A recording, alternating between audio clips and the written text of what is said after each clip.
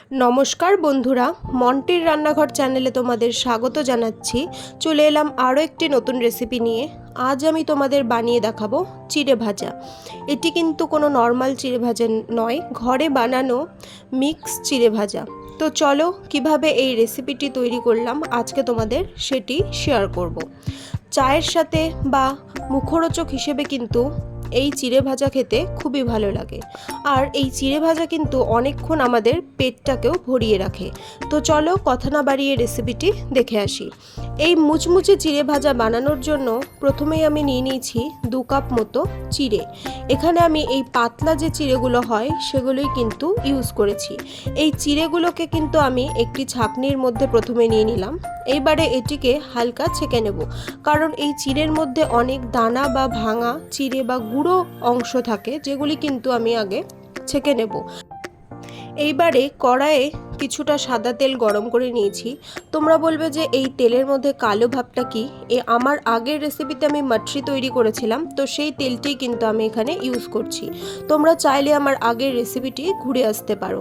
তো এইবারে এই ছাঁকনি সহই কিন্তু এই তেলের মধ্যে আমি চিড়েগুলোকে দিয়ে দেব, আর এটিকে একটা কাঁটা চামচের সাহায্যে ভালোভাবে নেড়ে চেড়ে ভেজে নেব।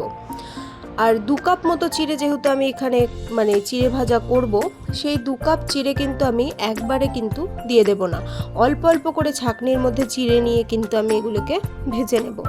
দেখো খুব ভালোভাবে কিন্তু চিড়েগুলোকে ভেজে নিতে হবে। চিড়েগুলো কিন্তু ভাজা হয়ে গেছে।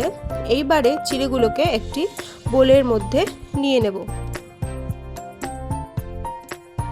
এবারে এই একই তেলের মধ্যে একইভাবে আমি কিছু চিনে বাদাম কিন্তু ভেজে নেব। এখানে আমি 1/2 কাপ মতো চিনে বাদাম ভালোভাবে ভেজে নেব। আর গ্যাসের ফ্লেমটিকে কিন্তু মিডিয়ামে রাখতে হবে। চিড়ে ভাজা বা বাদাম ভাজা সব ক্ষেত্রেই কিন্তু গ্যাসের ফ্লেমটিকে মিডিয়ামে রাখবো। তো দেখো বাদামগুলো কিন্তু ভালোভাবে ভাজা হয়ে গেছে।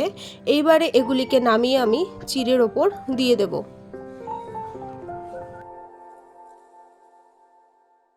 এবারে এক এক করে আমি এর মধ্যে ভেজে নেব কিছুটা কারি পাতা। এখানে আমি 1/2 কাপ মতো কারি পাতা ইউজ করেছি। এই কারি পাতাগুলোকেও কিন্তু ভালোভাবে ক্রাঞ্চি মতো করে ভেজে নিতে হবে। আর এই কারি পাতাগুলোকে কিন্তু ধুয়ে জল ঝরিয়ে ভালোভাবে ড্রাই করে তবেই কিন্তু তেলের মধ্যে দিয়ে ভাজবে, না হলে কিন্তু তেলে দেওয়ার সাথে সাথে কিন্তু তেল ছিটে আসবে। তো দেখো এই কারি পাতাগুলো কিন্তু ভাজা হয়ে গেল। এবারে এই কারি পাতাগুলোকেও কিন্তু চিড়ের উপরে দিয়ে দেব।